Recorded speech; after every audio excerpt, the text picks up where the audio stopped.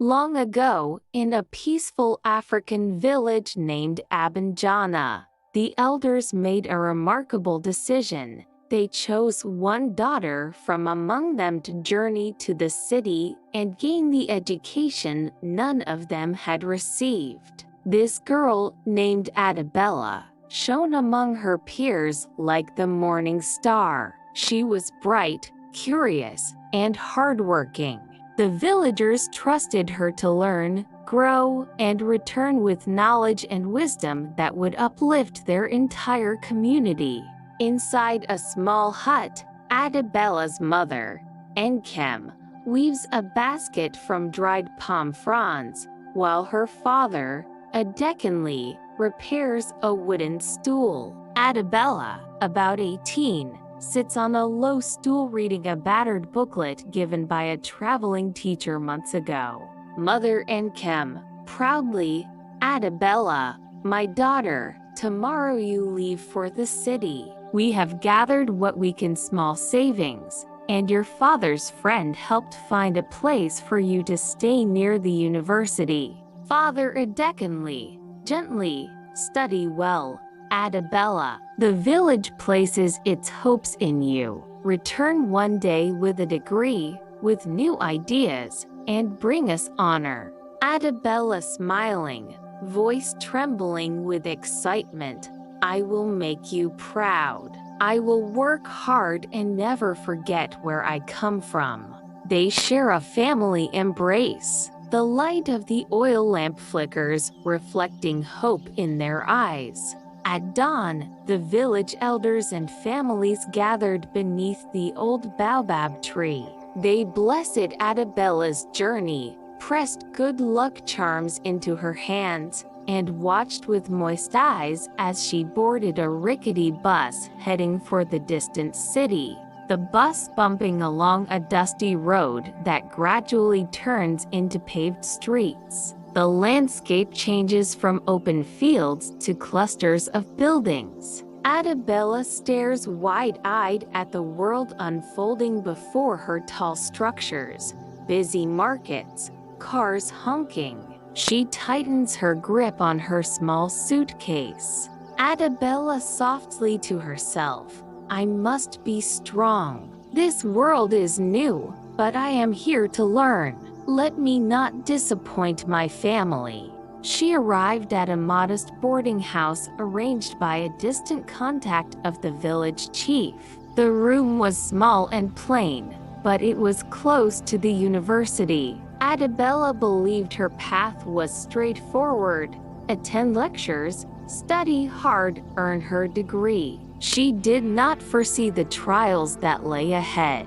The university, a bustling campus with students in modern clothes hurrying to classes. Adabella, in simple village attire, feels out of place but determined. She attends her first classes, scribbling notes furiously, struggling with the city accent of her professors. Professor sternly, "The world is changing fast. Those who study hard will shape the future." Adabella nods, inspired, even though she finds the pace challenging. She spends evenings reading borrowed books, eating sparse meals to save money. But life in the city is expensive. The small funds from her village vanish quickly. Textbooks are costly, rent is high, and even basic food strains her budget. Desperate and anxious, Adabella searches for a solution. One evening, after a particularly stressful day, Adabella follows a few classmates to a small pub near the boarding house. It's noisy, filled with laughter, music, and the smell of fried plantains. At first, she simply wants to forget her worries, perhaps make friends. Adabella to a friendly classmate, "The lectures are so tough.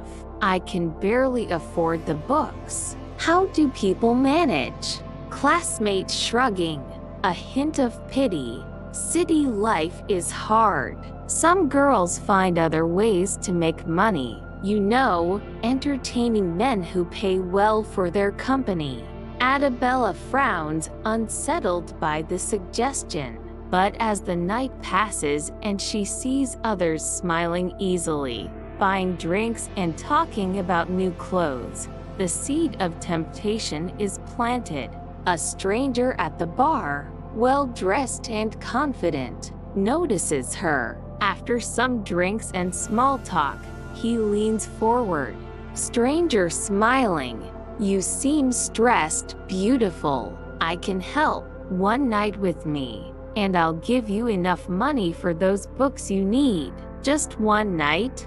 Adabella's heart pounds. She thinks of her empty purse, the unpaid rent, her hungry stomach. She imagines returning to the village a failure. In a moment of weakness, she agrees. Adabella voice shaking. Just one night? That night, Adabella crossed a line she never thought she would. The next morning, with a handful of cash, she bought textbooks and new shoes. She felt a mix of guilt and relief. Thinking it would be just once, she tried to push the shame aside.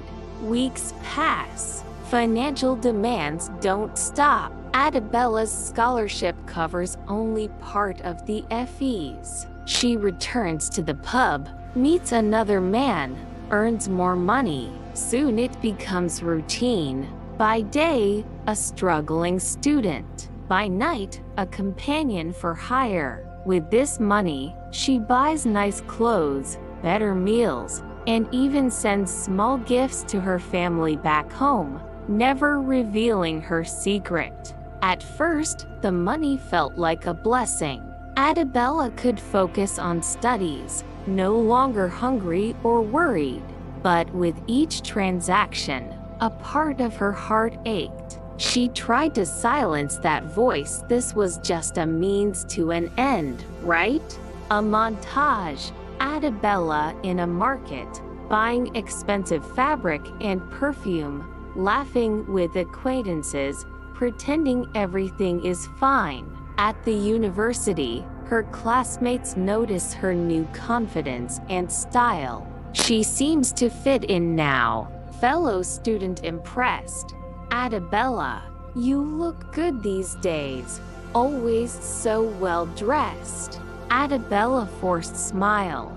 Things are better now. I found a way. But fate is unkind to those living in secrets. One morning, Adabella wakes with nausea. She dismisses it at first. Days turn into weeks. Worry gnaws at her stomach until she visits a small clinic.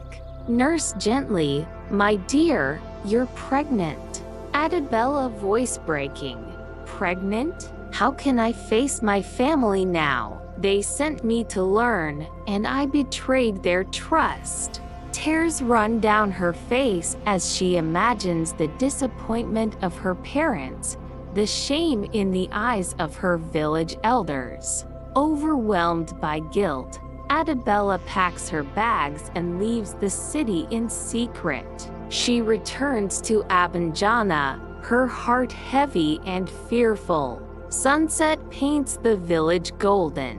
Adabella steps off the bus carrying her suitcase, shoulders hunched. People recognize her. They approach, smiling at first, curious why she's back so soon. She can barely meet their eyes.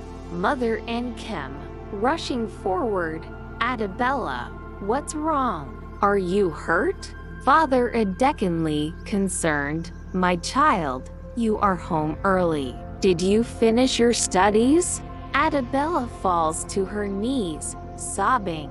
Adabella choking on tears. I have failed you. I lost my way. I took money from men every night, and now I am with child. I am so ashamed. Silence falls. Villagers exchange shocked whispers. Her parents stare, hearts broken.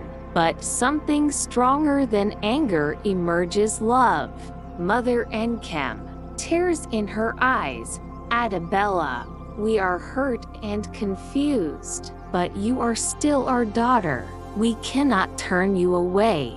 Father Adekinley, voice trembling, we sent you to learn, not to stray, yet we cannot deny you. Stay, rest, let us find a way forward. In that moment, Adabella understood the depth of family love. Though wounded, they embraced her, refusing to cast her out. Over months, as her belly grew, the village helped. Some gossiped quietly, but many supported her, remembering the bright girl they once admired.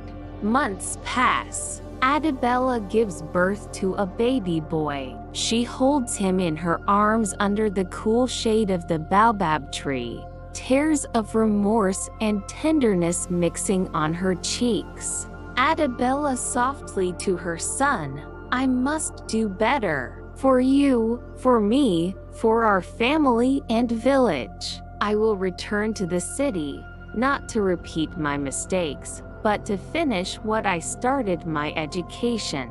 The village nods approval, seeing her sincerity. They donate a bit of money again, help her arrange a safer boarding option. She leaves her baby boy with her mother initially, then, when he is strong enough, takes him to the city, determined to balance motherhood and her studies. This time, Adabella finds honest work tutoring younger students, helping with chores at the boarding house. Though life is harder without easy money, her conscience is clear. She studies diligently, caring for her son in the evenings, and attending lectures by day.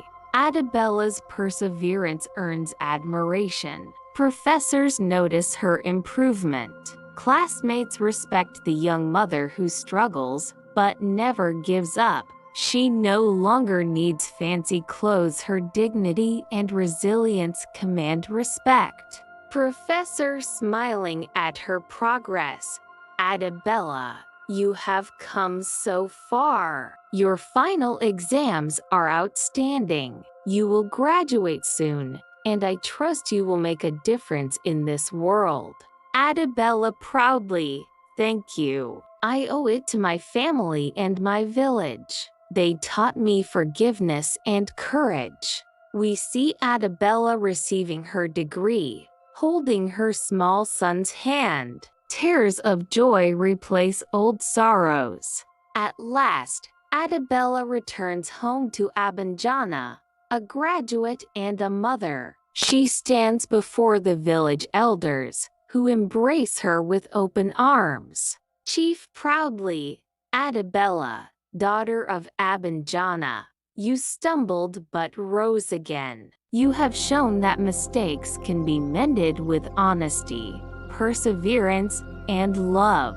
Adabella voice steady, I bring back my learning, my lessons both from books and from life.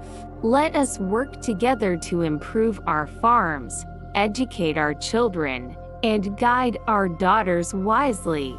The village rejoices. In time, Adabella marries a kind-hearted villager. She dedicates herself to teaching local children, advising young girls, and improving the community's access to knowledge. The shame of her past is replaced by the glory of her present resolve. This is the story of Adabella, her journey from innocence to despair, and from despair to redemption. Before sending daughters far away to learn, let them know they are never alone. Remind them that if they falter, they can return, find forgiveness, and start anew. In love, community, and the courage to correct one's path lies true strength. Adabella's tale teaches us that no failure is final, and every heart can find its way back to hope. Moral of the story: no matter how far one strays, it is possible to return to the path of honor and purpose through honesty, hard work, and the unwavering support of family and community. True education is not only in books, but in understanding the value of integrity, resilience, and the healing power of love and forgiveness.